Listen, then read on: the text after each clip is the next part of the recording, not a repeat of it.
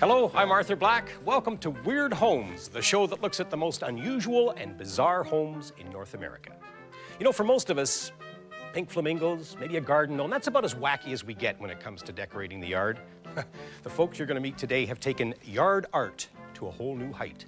They've created acres of wondrous whirligigs, shapely serpents, and flamingos by the flock.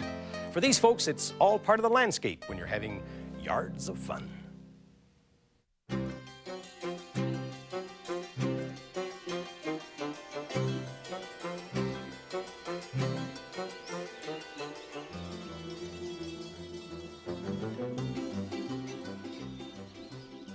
Defining and decorating a nest is an age-old tradition for we humans. But we can be strange birds when it comes to dressing up our digs. Some of us adorn our space the way an artist paints a canvas. It becomes a place to express our most fanciful creations. Take Violis Simpson, for example. He's bedecked his backyard with dozens of whimsical whirligigs. Then there's Mildred Morse. She lives smack dab in the middle of a riot of color she calls Rainbow Acres. Of course, no discussion of outdoor decorating would be complete without a tip of the hat to that phoenix of garden statuary, the ever-popular pink flamingo.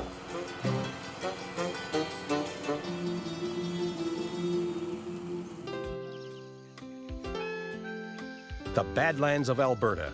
Dinosaurs once roamed this eerie alien landscape. In fact, archaeologists are still digging here, uncovering fossils and bones of long-lost species. But if they're really interested in turning up strange and unusual critters, they ought to check out Mildred Morse's place, just down the hill. She's got an alien landscape with her stamp all over it.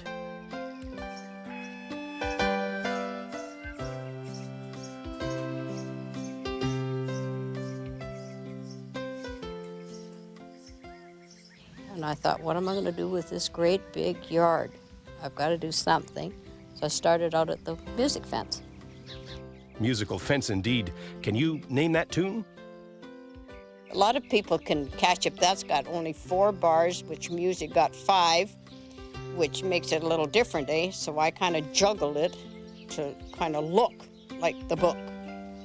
And there was people going down the road one day, and they looked in the yard. They were walking. And they looked in at my fence and they started singing Home on the Range. I thought, right on. Mildred soon expanded her range to fence in all kinds of garden goodies. I was not a gardener, but I wanted pretty flowers, so I thought, okay, what do you do then? But I figured I've got to have flowers that, you know, real stuff takes water and care and everything. And I thought, I don't know what made me think of plastic. Probably the artificial flowers. That's what it was that you buy, pretty artificial flowers. And I thought, I can't afford all them, so I'll use plastic. And I thought, yeah, I don't know, I just kind of started cutting into them, I guess, and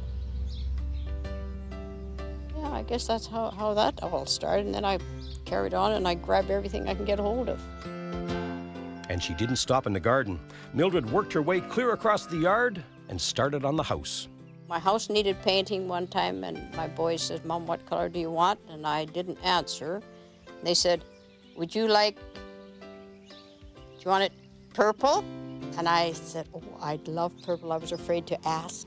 I thought you'd think I was nuts. Anyway, I got the purple house. Mildred's grandson, Dale, has a theory about his granny's motivation.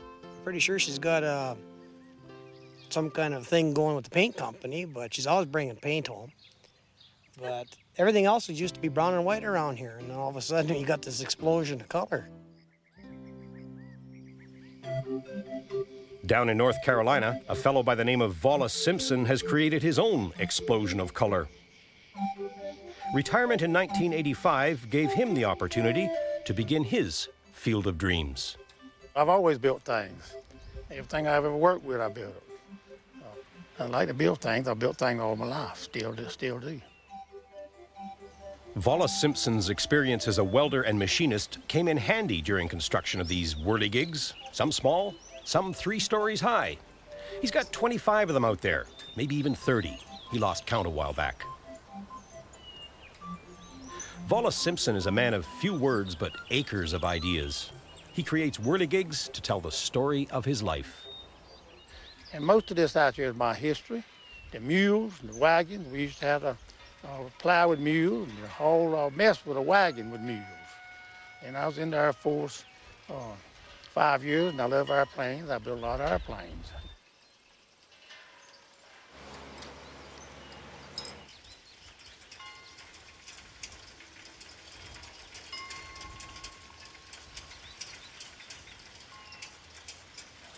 Simpson was a busy man building airstrips for the U.S. Air Force back in World War II.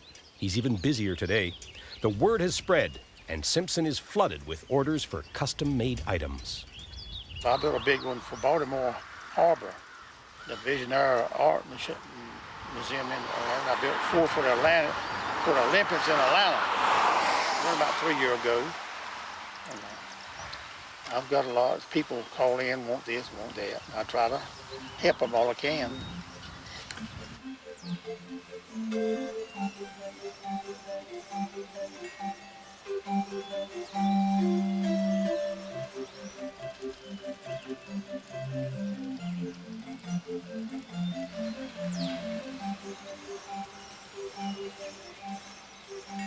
What started as a spare time hobby has blossomed into a full-time business, and not just in North Carolina. Visitors to downtown Atlanta are greeted by Violis Simpson's handiwork. He created 4 pieces for the 1994 Olympic Games. And the demand is still growing. Right now, Violis is scratching his head trying to figure out how to fill his latest order. I want me to build some angels, but that's kind of out of my line. I started one, but it's hard to find material for a lot of things. I got one started, but I can't find a head big enough. Takes a big head. When you put anything up high, well, 30 foot high, it looks big on the ground. You look up at it and it looks half size. Well, a man who put that many wings on that many whirligigs shouldn't have too much trouble with angels. I'm sure he'll come up with something suitably celestial.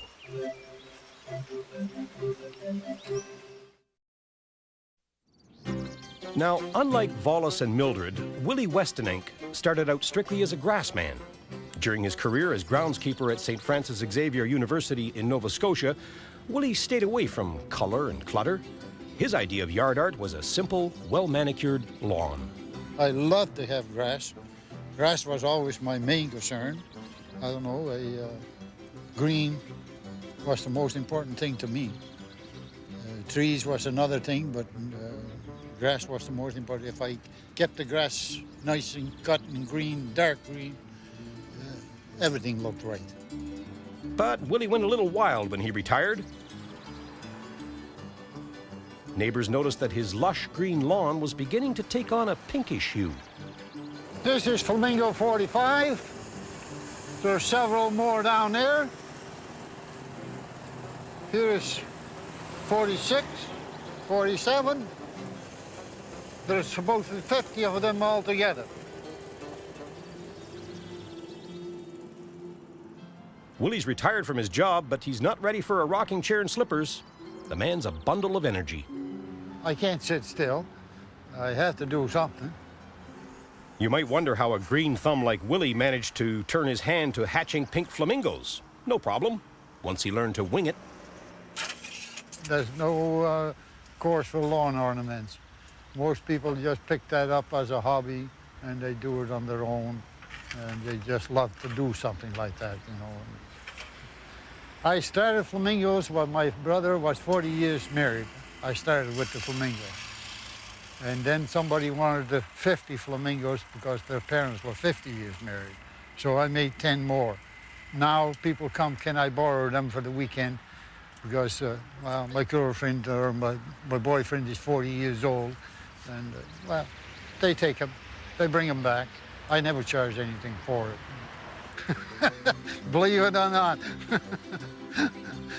Anyway, the flamingos that take only about 10 minutes to cut out, another 10 minutes to paint. I put the wings back on the windmill. It blew down some time ago. the wind was high. Given his Dutch heritage, it's not surprising that windmills figure large in Willie's outdoor decor. Willie's not afraid to tilt at windmills, and he has better luck than Don Quixote. It'll spin now by itself.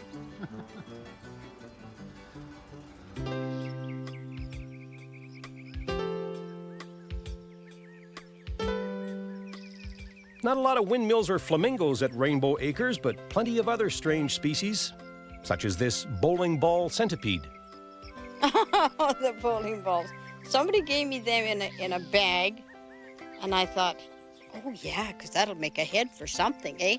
Then I seen them 3 holes in the thing, and I thought, I can't, what am I gonna do with them things? And then all of a sudden it hit me, the 2 holes can be the eyes, and the bottom hole can be the mouth.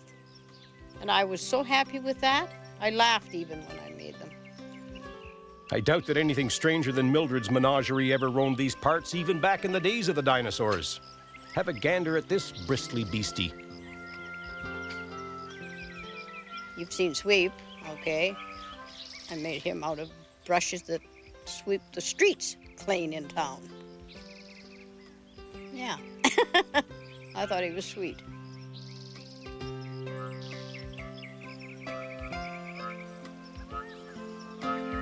Mildred's family, including her late husband George, has long indulged her flights of whimsy and helped her out when they could.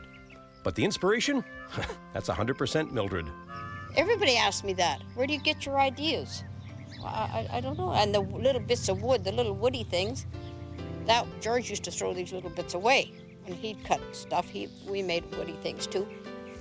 And he'd throw them all away, and I thought, gee, that's a waste of wood. So I started making a little shape and stick an eye on them and paint them, and that was that.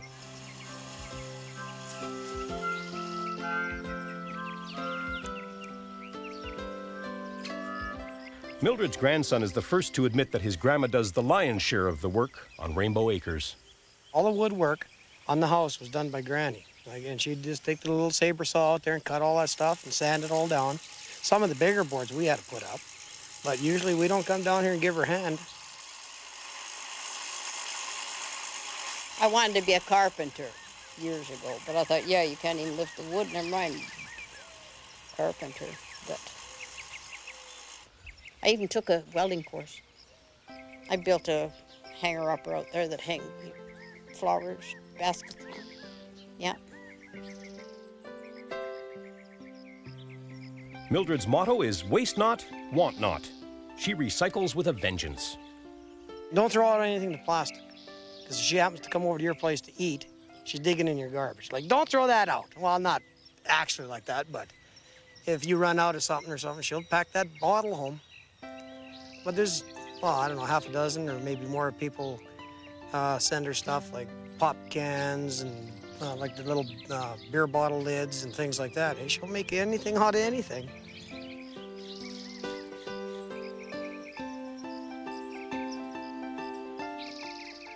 So far, Mildred's never seen a piece of trash she couldn't turn into art. I stuck a pipe in the ground and stuck a pitchfork on the end of it and painted it silver. Looked neat. I thought. And Violis Simpson? He's not so big on recycling. He's got a different philosophy about the difference between new and used. You can't make a whole lot out of junk. You can. I salvage a lot of the old heavy pipe stuff to put them up on, but if you're gonna mess with junk, you can't do much. You're going backwards. It takes 3 times to make long to make anything. It's all on aluminum. It's highway signs, but I get it from the new stuff where it's cut off. There's the state of North Carolina Department. Violis may not be scouring garbage sites for building material, but he's a regular visitor to the salvage yard where old road signs get tossed. And whatever I want to cut off, I just follow the line. It's a little bit tricky. Most time you got to put it on the background where you can push it. It ain't easy. Then if I want small pieces, I'll just cut it up in small pieces.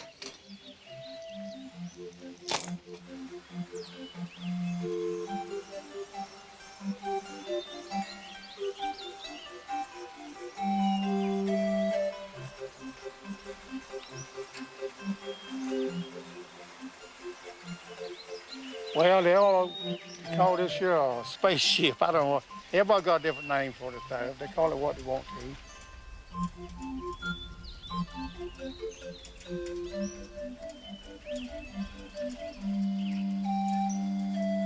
A remarkable sight by day becomes a breathtaking spectacle when the sun goes down and the reflective whirligigs are illuminated by passing lights.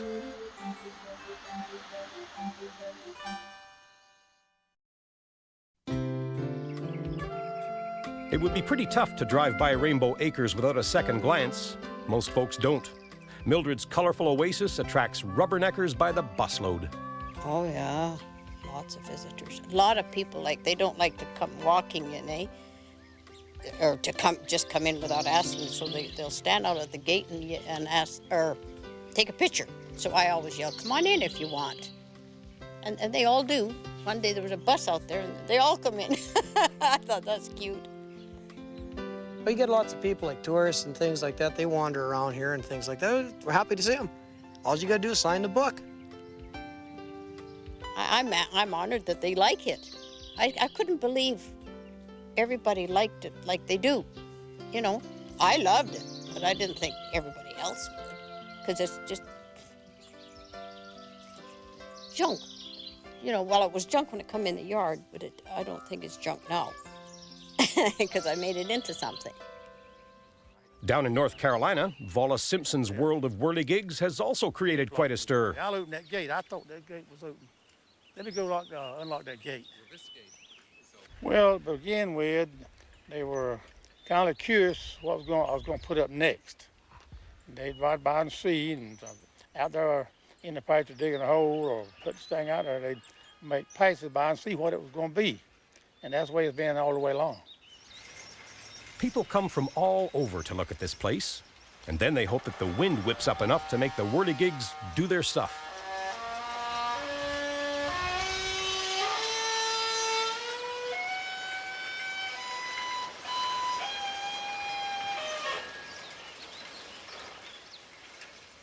Friday and Saturday and Sunday, it's kind of busy.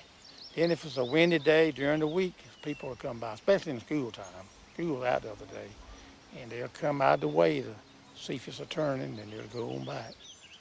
There's lots to see at Violis Simpson's spread. Enough, in fact, to make you dizzy.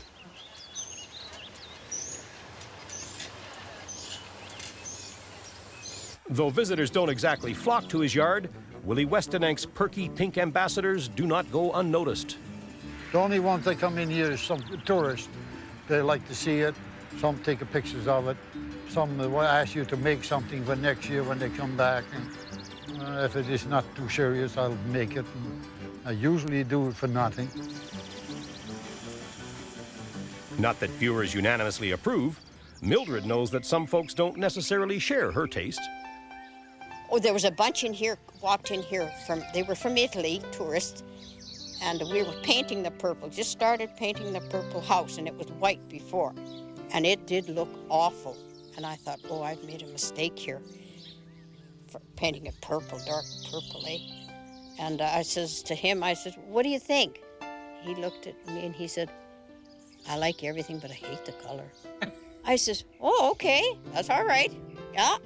But now, after we cut these squiggly boards, and put them on, it brought it to life. Okay, Granny, this should work. Mildred's grandson knows a natural business opportunity when he sees one. He's setting up a cafe and craft store called, naturally, Granny's Attic. Well, it's going to be a tea room, yeah, and crafts. A lot of people are going to put their crafts in there, and they have done already, some of them. And I will help whenever I'm needed over there, but other than that, I'm going for coffee and free donut. That's the spirit, Mildred. Don't let anything get between you and your business.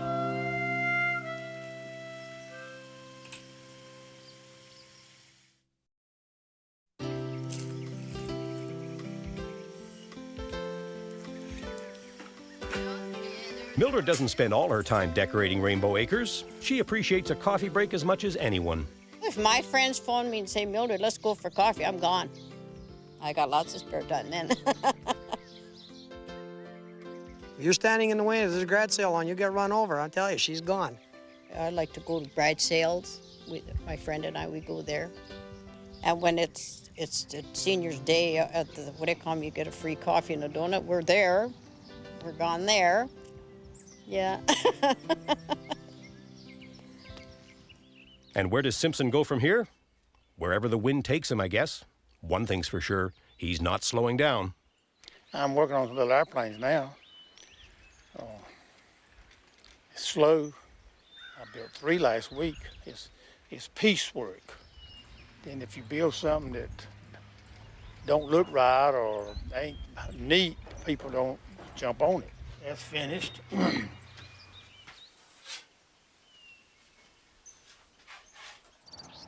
Willie Westenank's not slowing down either. Not while there's any unflamingoed lawns left in the neighborhood. Flamingos, whirligigs, or Mildred Morse's beloved polyethylene petunias. They all bring a whole new interpretation to the old cliche about keeping up with the Joneses.